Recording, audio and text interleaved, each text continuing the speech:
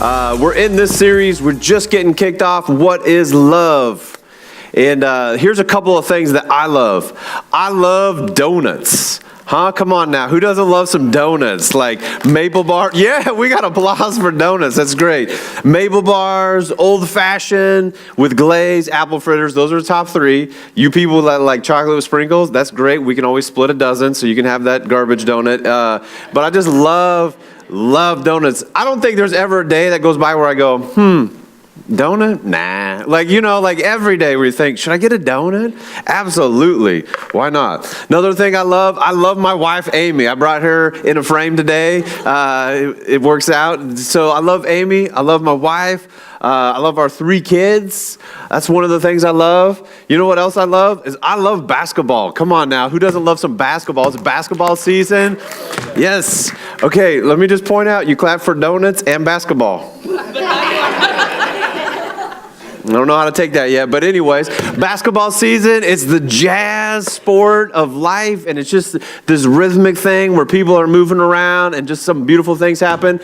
It's okay if you're a bandwagon basketball fan, and now is the time to jump on board. The Gonzaga Bulldogs are going to be national champions, so you want to jump in, so you'd be like, oh yeah, I've been a fan all year, the season has been great, so jump in now, lots of room on the bandwagon, because they're going somewhere. I love it. I love basketball. It's so fun. So I have these things that we love. I love. I got donuts. I love my wife. I love basketball. And then when you say it all like together like that, it gets kind of clunky because I'm going to have serious issues at home if when I say I love donuts and I love my wife and it means the same thing, right? Right? Pretty soon it's just going to be me and the donuts by myself, like eating my feelings away. That's not going to be good. But we have this clunky word in the English language, love, and we put it in front of lots of different things, and it just is not helpful. It creates a bunch of issues. I enjoy donuts. They taste good, right? It's not the same as I made a lifelong commitment to somebody. That has a little, and then I love entertainment and just sport and moving my body. I love that, we say that, but I enjoy that. That's something I prefer. We use this word love and we just have it to mean a lot of different things, and it's a really clunky word. You don't even have to be a religious person or a church person to figure out that love is a pretty clunky word. And so we're going to talk about what is love, and we're going to camp out for the next 3 weeks and just talk about it, dive deep in a couple of areas on it as we're entering the love season, right? It's Love Day on Thursday. You know what I'm talking about, right? Valentine's Day. You know what I'm saying, right? Right? Somebody asked my wife and I yesterday, what are you guys doing on Thursday? I'm like, Thursday. Well, I coach basketball on Thursday night. That's what I'll be doing for Valentine's Day. We just buy into love year round, all right? And it also gets me out of buying any sort of flowers or chocolates in a card on Thursday. So that works out well. But we have this season where we're going to, just culturally, we're talking about love. What does love mean? But excuse me, we talk about what is love, I ran across this in the Bible a couple weeks ago, and I had this epiphany moment. But now let me show you a way of life that is best of all. I don't know if you've ever read through the Bible and came across something, and I know I've read this before, but I read it like it was the first time ever. And I'm reading it by myself, and I'm looking around for somebody to say, hey, did you know this was in there? Have you seen this? When I read this, let me show you a way of life that is best of all, it got my attention. It made me real curious, what is the best way of life? I'm all for best practices, best methods. When I was in grade school, we would fold paper airplanes. I don't know if girls did this, but the boys, we would always fold the paper airplanes and have contests and see who could fly the farthest. And I would always fold the standard plane. It goes 1.5 foot and then dives right down on the ground. And then some kid would be able to throw one across a football field, And you're like, how'd you do that? And they're like, 28 steps to origami. I'm like, I don't know, buddy. I don't care anymore. But that was the best way to fold a paper airplane. Or if somebody said to you, there is a best way to do your taxes this year. You're going to pay less tax. You're going to save more money. Wouldn't you be curious and interested in that? That's why we offer environments around here, like the marriage conference that we got coming up, the 3-week marriage group, if the marriage you always wanted. There is a better way to do marriage for you couples out there. There's a better way. There's a best way to do life with your spouse. And that's why we say, hey, let's jump in, spend a couple weeks growing intentionally, put some energy and effort, because we could all grow in our relationship. That's why we offer FPU, because Dave Ramsey went broke doing life his way. He made a couple $1 million and then went broke And then he said, you know what? I bet God's got a way to handle money. So he studied and researched and figured out the best way to handle money was to handle it God's way.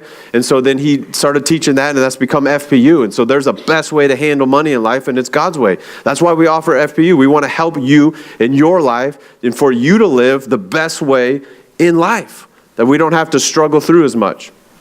And so Jesus was asked this question like, what is the best way of life, Jesus? And as a Jesus follower, I should be really curious. And maybe you're not a Jesus follower, you find yourself just curious. It's your first time to church, or first time in a long time, and you don't necessarily know if you believe in God or who Jesus is, and you're kind of aware.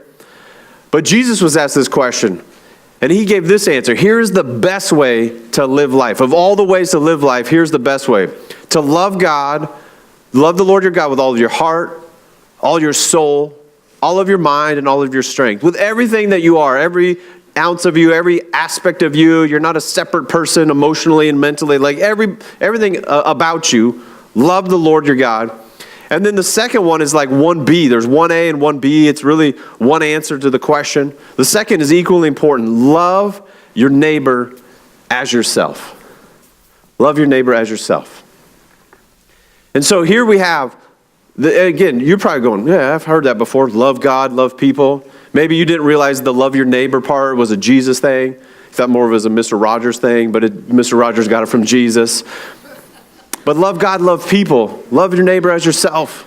But the problem is we have this clunky word called love in the English language. And what you and I do is we take our experience and our definition of love based upon our upbringing, based upon the people who loved us really well as we grew up, and how we experienced what we got from them and what we understood from them, from our experience with them, how they treated us.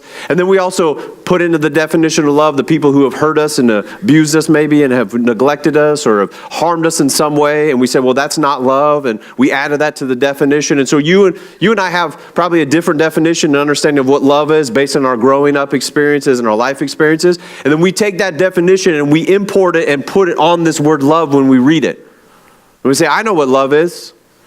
And so I know what it means then to love God and with everything, and then to love my neighbor as myself, because I've got my definition of love. And I would say all of our definitions are wrong to some degree of what love is. That all of our definitions of what love is incomplete in some way. That nobody's got this nailed and figured out. I sure don't. And that hopefully we can camp out for a couple of weeks and parse out what love really is based on what Jesus says love is. Because he said that's the best way to live life. So it makes me real curious to want to pursue that. And as a follower of Jesus, as a disciple of Jesus, as a student of Jesus, I'm going to go, you know what, God? I'm going to be willing to be changed.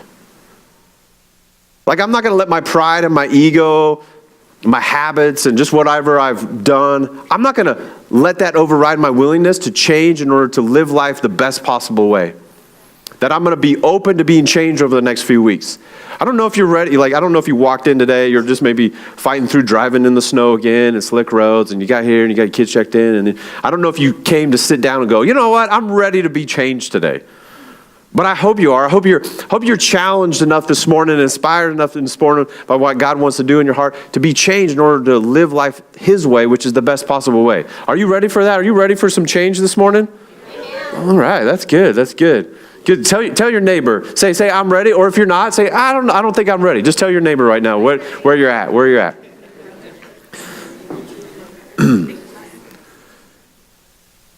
So it's kind of one of those things as you're like, oh, I'm going to come to church. What is love? We're going to talk about love. Let's go to 1 Corinthians 13, right? 1 Corinthians 13. It's super predictable, right? You're like, Well, hopefully I can add some little bit of a nuance here.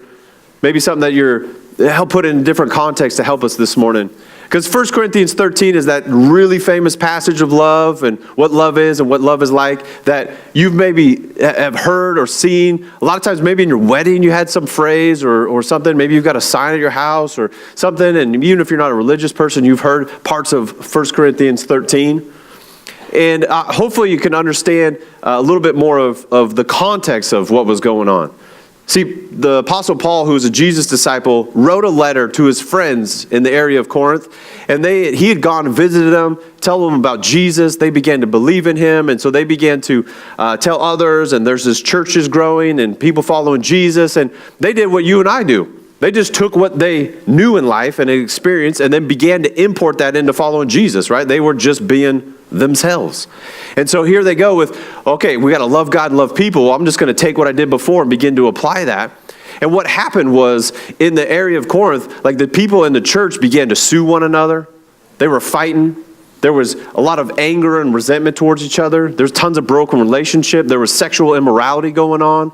There were people, as they would gather, it was just chaotic and crazy. Like it wasn't just our communion moment that we just had a few minutes ago was like fun and everybody participating and organized. They were having these chaotic gatherings and people were yelling and screaming over the top of one another, not being respectful. People were like, I got a word from the Lord, and they were yelling. Someone's like, I got an unknown language or speaking in tongues. I'm just going to yell that out. And it was very disorganized. And so Paul's like, I got to address this and help you understand how to love each other.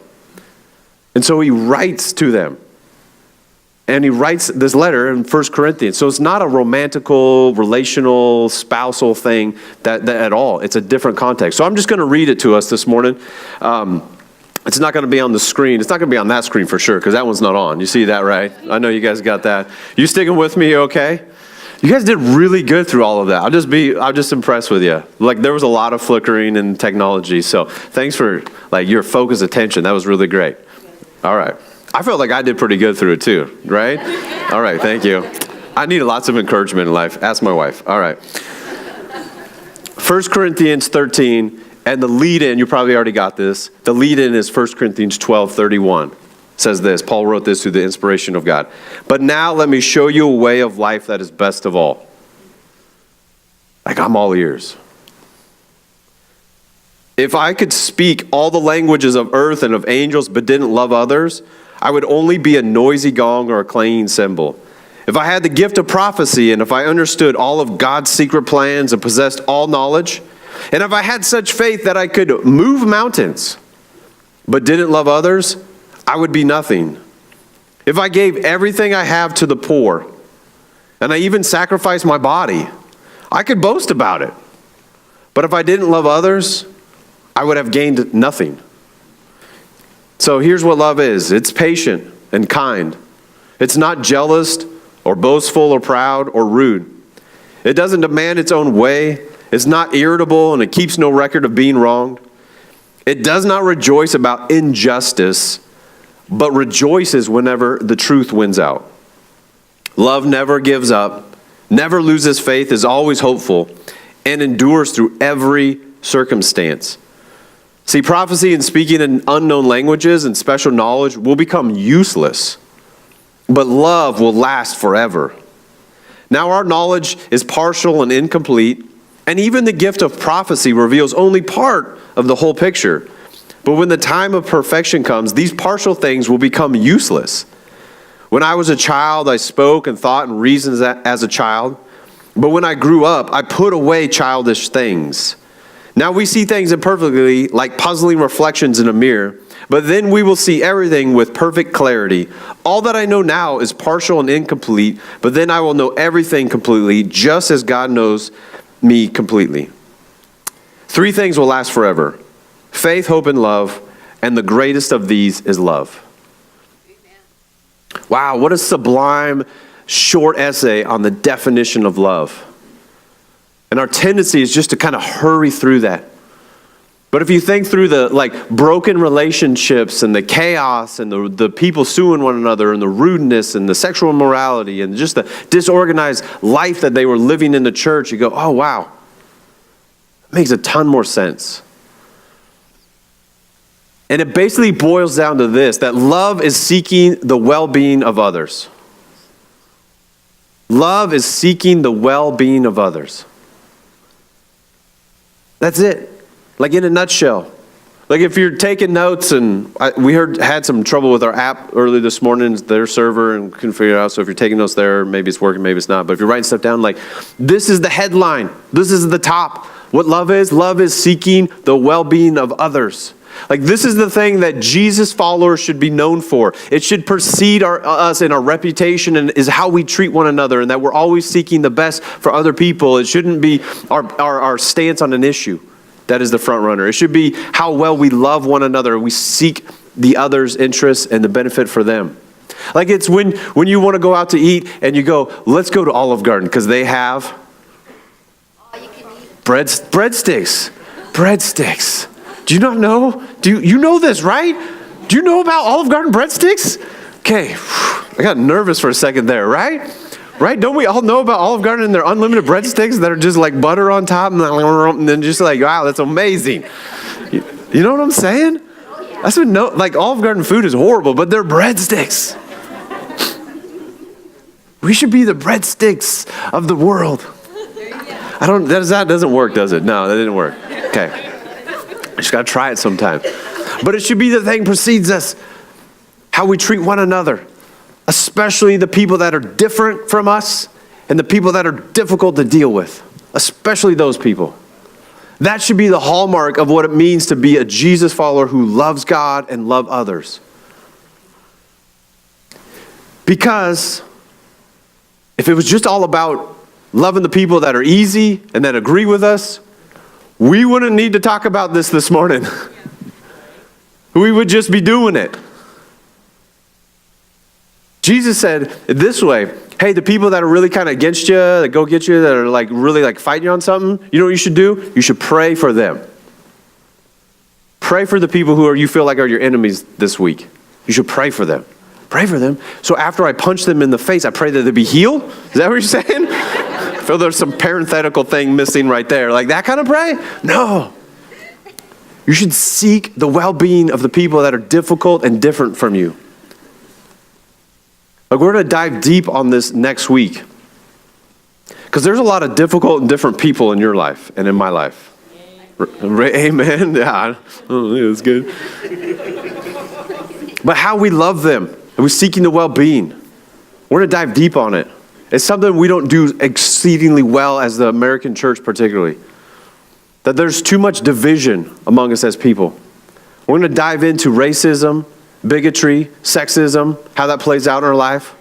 And before we have a tendency to dismiss that and say, I don't know if that's me, and I'm pretty... Like, do you find yourself stereotyping groups of people? Do you find yourself avoiding certain types of people? Do you find yourself, not even maybe on that level, but just being indifferent? You're not causing trouble, you're not stirring anything up, but you're not doing anything proactively to help reconcile people. Do you find yourself in an indifferent place? Jesus says if you want to love people, you're to be a reconciler between people and God and between one another. To be proactive. And what does that mean to love people well? And we're going to dive deeper on that next week. Because there's a lot of difficult and different people in our lives that we have to love really well. And we have to do it regardless of their response to us. What love is to seek the well-being of other people, especially the difficult and different people, regardless of how they respond to us. Regardless if they even know and say thank you. Regardless if they even appreciate and pat you on the back. Regardless if others notice and want to give you accolades or credit. Regardless if they even wanted you to do it and they resist you. But what is love? Love is seeking the well-being of others regardless of their response. Because it's something we do, it's not something we feel. This is huge. This may be life-changing for somebody here today or listening online. This is massive. It's not a feeling. It may involve some feelings at times. It may involve some emotion and warm sentiment and thoughtfulness and care. But love is an action. Love is something we do. Amen. And a lot of times in my life, and you've probably experienced this, it goes against what I feel like. Because, come on now. She's wonderful. She's lovely. She's fabulous. And she's not here right now. So there are times where I don't feel like being nice. What I feel like is being rude. And then if I keep that up, again, it's just me and the donuts for a long time, I'm just eating my feelings away all by myself. It's not a feeling first, and the feelings may never come. But love is something I do, and I choose to do, overriding my feelings. We say this a lot of the times, is you fall into love. You can't fall into love. Because you can fall into love, and then I can just fall out of love. My feelings got me into love, and my feelings got me out of love. That's not love. That's us importing our understanding, definition of love or somebody else's, and then importing it into what Jesus has to say. This will just mess you up, people, in such a good way. It's the best way to live. Don't take our presumed idea of what love is and then apply it to love God and love people. It gets all jacked up if we do. Because love is not a feeling based on what I get out of it. Like, I don't even know, but this is kind of crazy. Like, it's not even a good thought or statement to go, I don't feel loved by somebody. Right? But that's what we think, and what we go off of is like, I didn't feel loved by them. So love is based on a feeling and what I get out of it then. That's my definition if I carry that thought out. But love is an action based on seeking the well-being of other people regardless of their response. Or at least that's what God's definition of love is. Ephesians 5 says it this way. Hey, imitate God. Be a copycat.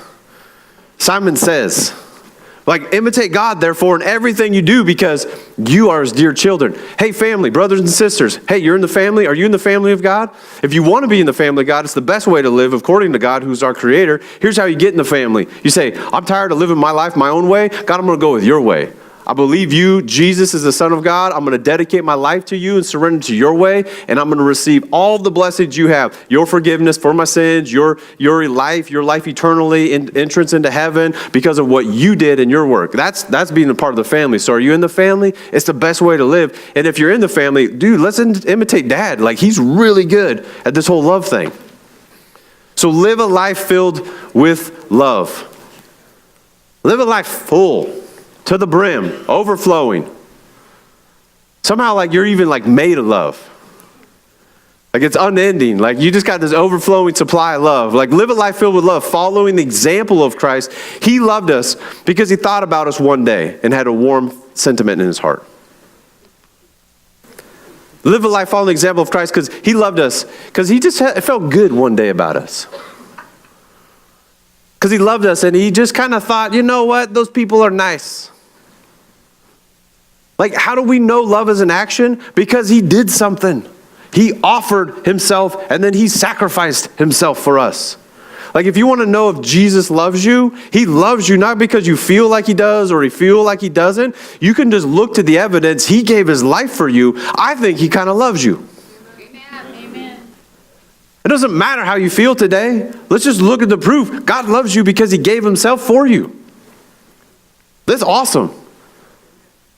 Like, live a life full of this action of choosing to go with the well-being of others, even the different and difficult people. That's you and I. When it comes to relationship to God, we're all different and difficult when it comes to a relationship with God, right? And regardless of their response, regardless if they're going to respond and follow me, he's like, I'm going to die for everybody because I love them all.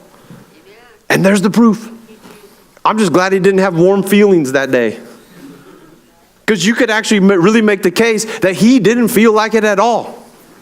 He's arguing with God in heaven saying, is there a plan B? Because I don't feel like this at all. Like anguish, like sweating blood type feeling. I don't know if you ever sweated blood. I haven't. But that's how much he didn't feel like doing it. I'm glad that his feelings didn't drive his actions. But he goes, you know what? I'm going to choose to love the world. Before they can do anything for me, I'm going to love and I'm going to give myself to them so that they can experience eternal life. Love is an action. I know this because he acted. So John writes this letter. We're going to jump over to 1 John. He says, dear children, hey family, hey family meeting time. You guys ready? Family meeting time. Let's not merely say that we love each other. Let's just not have like, oh, I have a caring feeling, so I'm just going to tell you, hey, I love you today. I got this. But let us show the truth by our actions. We know that God loves us because he actually did something. Well, let's not just say, I love you, babe, but let's follow it up with some actions that prove that we do. Let's just not talk about how great donuts are. I know. Would you like some donuts? Right? Okay, babe, you help me. Let's pass out some donuts. Right? Because what would it be if I didn't just say, let's love some people and hand out donuts and just talk about it? We can't just, no, not for you. If you run a donut, just raise your hand. Ben will give you a donut. Come on now. Who doesn't want some donuts, right? Don't be shy. You guys like donuts. Come on now. It's all right. Nobody's judging you. You know what love does? Love does bring 6 donuts. Yeah, I know that's all I could do. Jesus would have brought donuts for everybody, right? He would have brought 6, multiplied it. I don't know. You got faith? Let's make... Are they multiplying yet? They're not multiplying. We'll probably run out. But anyways, I ain't Jesus, so my bad. But this is just evidence based on like action, not our feelings. So Kyle was sharing a story he had experienced this week. Like it was just perfect. So I said, buddy, you got to come share your story about love for us on Sunday. Awesome. Well, those donuts are still going around. Craig already mentioned this, but how many of you guys just loving the weather right now, right? Yeah.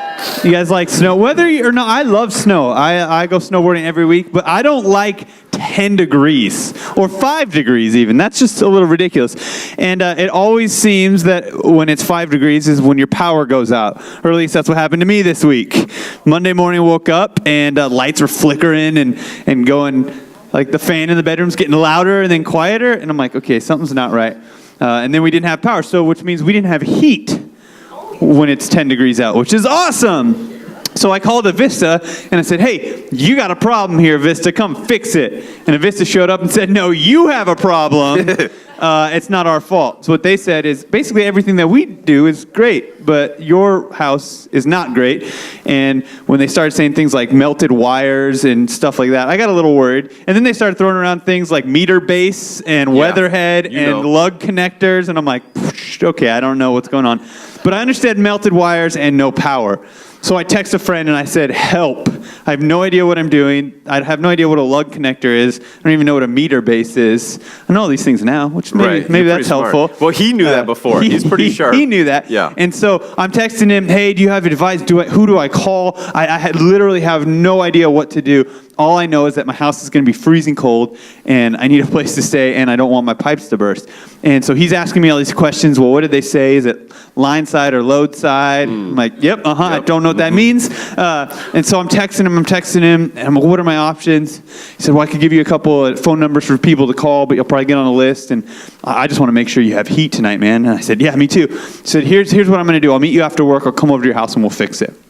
And so I said, that sounds good to me. And so he met me. He came right after he got off work. We met. He comes with his truck, brings me firewood to put in my fire so that we can have heat, and stays with me for 3 How much firewood did you have? I had some old trees that fell down in the backyard. And my wife was like, can you burn those? I'm like, I think so. And she goes, do you know what that is? What kind of wood? I'm like, it was grown in the backyard a couple years ago. And she's like, yeah, I'm not really... Okay. Survival mode. Yeah, All right. So I did not have a good source of heat. He brings a truckload of firewood to help a fire in our house. He stays at my house for 3.5 to 4 hours up on my roof in 10-degree weather, fixing my power so that my wife and I could have heat and sleep that night. And I was just so overwhelmed by the amount of love of him and his family. He literally dropped everything. He spent time away from his family up on a roof in 10-degree weather. I'm the flashlight guy, and I'm freezing. I'm like, bro, you want to go inside and warm up your hands? He's like, no, we're good. He's like taking his gloves off to like put nuts on and stuff. And I'm like, you are crazy. I'm freezing. But he gave up his whole evening to come stay with me. He stayed with me until Avista got there just to make sure that they could power it back on. And I got heat, all because my friend gave up his whole evening to be with me. That's what love does. Yeah. Thanks for sharing, buddy. That's what love does, is a friend standing on a roof for 4 hours in the freezing, right, till you get heat. And he knows he's his friend because he acted on it, right? He just didn't have a warm thought or fuzzy feeling about it. He did something about it and showed it and proved to him, right? The actions by your truth. Actions that will help us to know, goes on here, verse 19, says, our actions will show that we belong to the truth so that we be confident when we stand before God. Stand before God going, okay, God, I loved you and I love people, and I can tell you why. I can really tell you why. And what happens is God goes, that's awesome. But what has happened in our unhealthy version and definition of what love is this has gotten like cart and horse thing has been reversed, And so what people have taken from this is like, you better prove to God first here on earth and do all of these good works, and then hopefully God will love you and approve of you later. when I read the scripture, it says this: God loved me first before the creation of the earth, before I have done anything, and he chose to sacrifice himself, and he did that action, and then I live from that truth. There's a huge distinction between living from God's love and trying to live for God's love.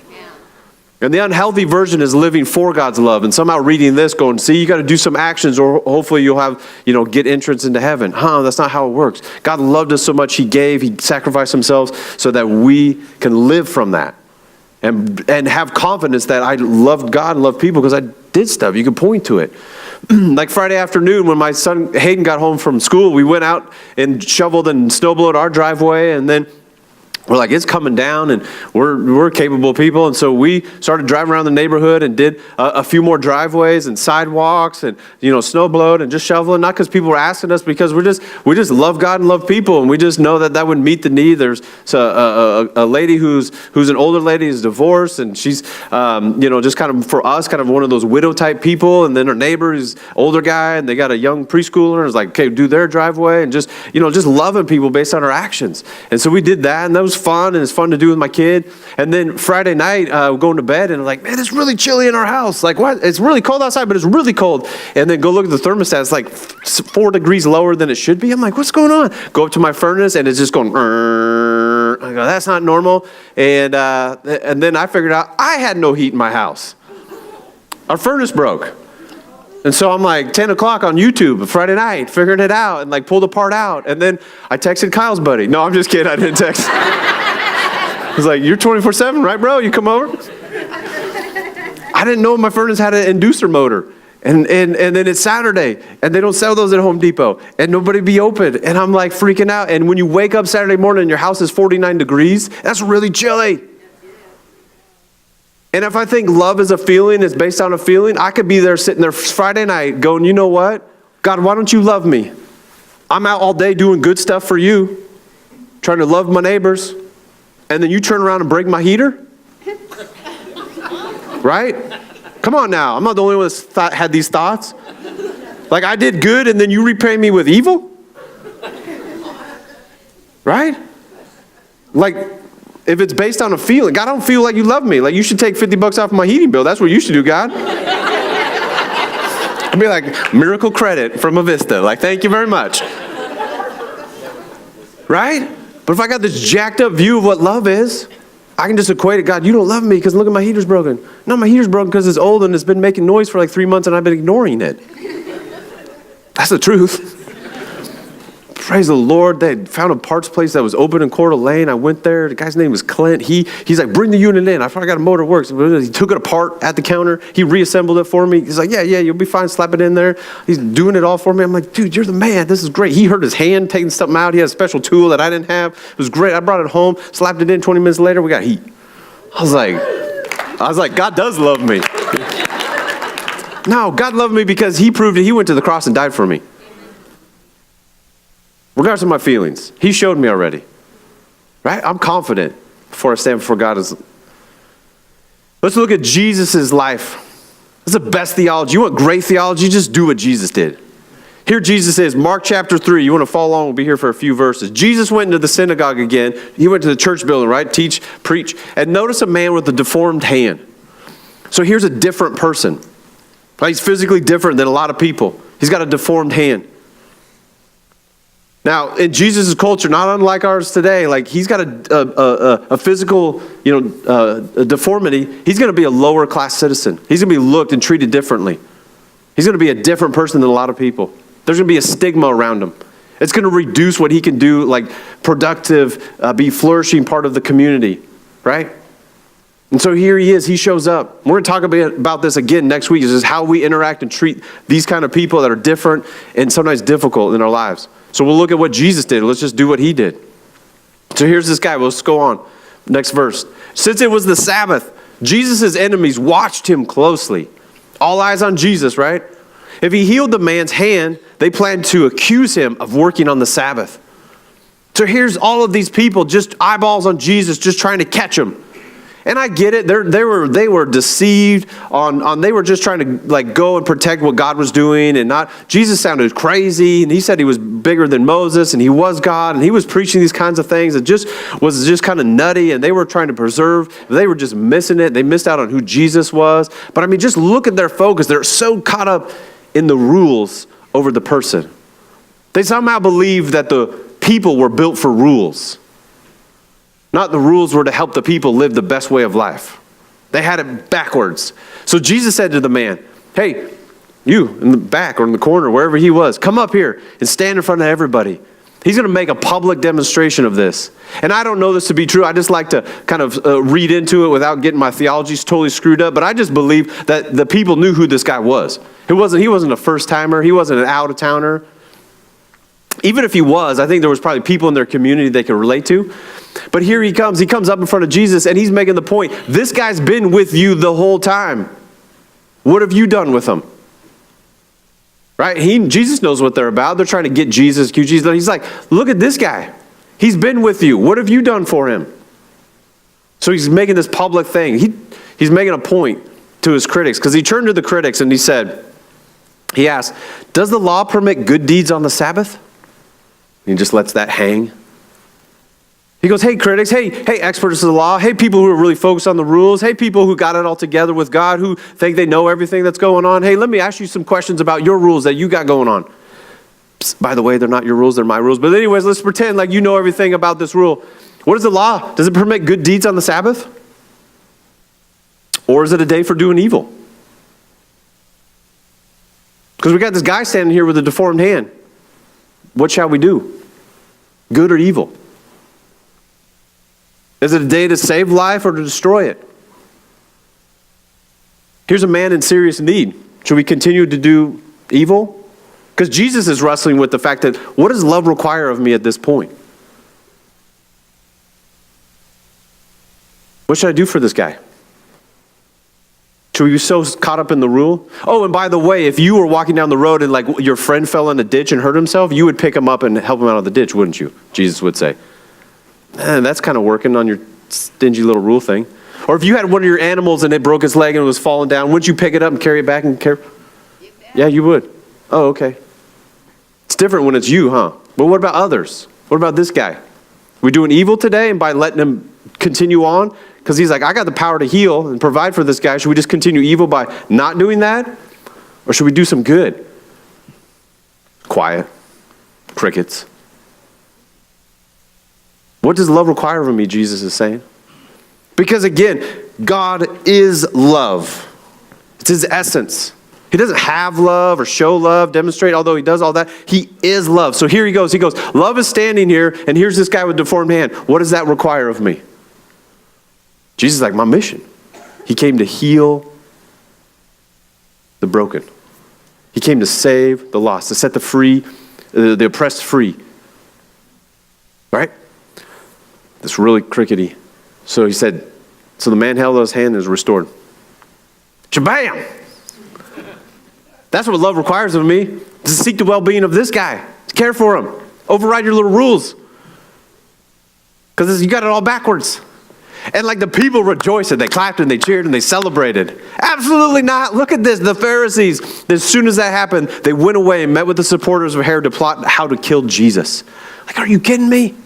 You've totally missed it. Like, why aren't we celebrating what Jesus did for this guy?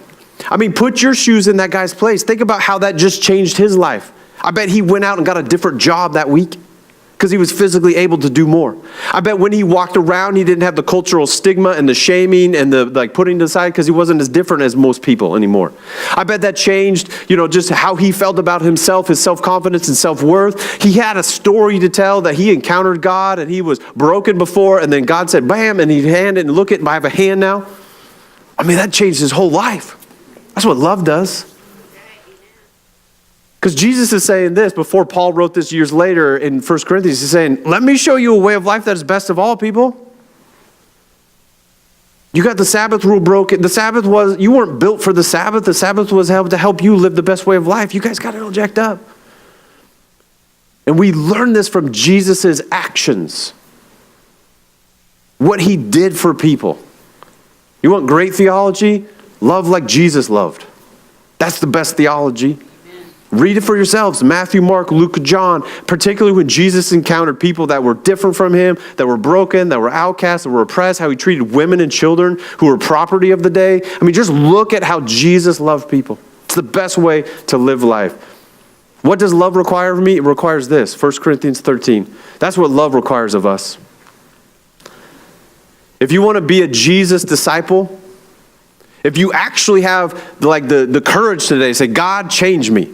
I'm stuck in some ruts. I have bad habits. I have a bad understanding. I live life not loving people well, and I justify it in my head or make sense of it because of my experience or my background or what someone told me. But God, would you change me to understand what love requires of me? And it means I'm not going to be rude. It means I'm not going to keep a scorecard when people go against me in their sins so that I can have resentment against them and I can hold that in my pocket and I can have a root of bitterness in my life that can says, well, I'm justified because I'm keeping a record of what they did to me. Oh, I know it feels bad. I know you feel hurt because we're human. We have that feelings, but you know what love does? It's not a feeling first, it's an action. And so therefore I forgive even when I don't feel like forgiving. That's what love does. That's what love is. You know what love is? It's not boastful. It's not proud. It's not just this me monster walking around talking about how great I am and what I've done and everything that's going on.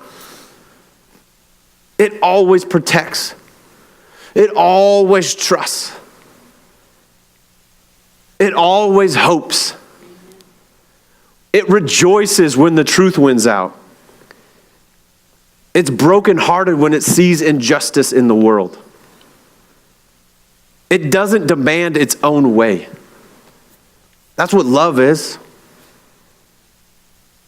And here's the awesome part, because I know when like you face with this and the challenge of it and this, my brain and your heart and probably brain too go to the past and go, man, I've really jacked this up. Or that person this last week and I was really irritable at them. Like irritable, can we leave that? Can we just kind of like I'm always irritable. Like I get cranky. Like you go backwards, but here's the awesome opportunity that we have.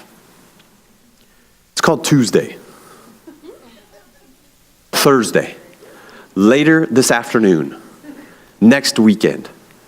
Like as we go forward here, what does love require of me? And I have this awesome opportunity to go with the power of God at work. The God who is love and as a Jesus follower dwells inside of me and gives me the power and the ability to do the things that please him. And that the God who is love is unlimited, so therefore I have unlimited love in me. So therefore, because of God and how great he is and how good he is, you have unlimited patience in you. You do. And 98% of you don't believe me right now. I know, but your feelings lie to you and to me. You're like, I ran out of patience. I'm out of patience. You're never out of patience because love is patient and God is love and he dwells inside of you. So you have unlimited patience and you should give patience away like you're made of it because you are. Parenting just got real easy for a lot of us, right there, you know? What does love require of me? If you can grab that and wrestle that before you pick up the phone to call your client next, before you drive home and a couple miles out, you go, what does love require of me but when I enter my house?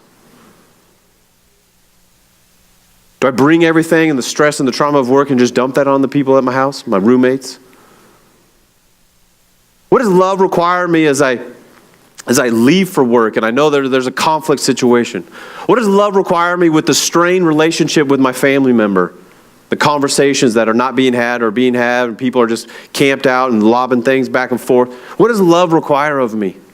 Not my feelings, not my definition of love, but God. What does God require of me? Because God is love. That I don't keep a record of wrongs, that I'm not irritable, that I'm not rude. And if you could wrestle this down and in every situation, every moment, every context, that you would know what to do because God would lead you and guide you as you go forward with this. That sometimes it's to challenge the person and sometimes it's to give them a big hug and just say, I forgive you and don't worry about it. But what does love require of me? It changes everything. It's a game changer. We grab onto what is love and who God is. He is love in our lives. And I tell you what, this will just mess you up in such a great way. Such a great way if you grab onto this and wrestle with this. And we have this wonderful opportunity as we go ahead today and this week to go, okay, God, I'm not going to think this is crazy talk. I'm going to believe that this is actually true and possible because of who you are in my life and what does love require of me each and every moment. So we need his help for this. It's not possible without him. So let's pray together as we wrap up our time. Heavenly Father, God, we thank you.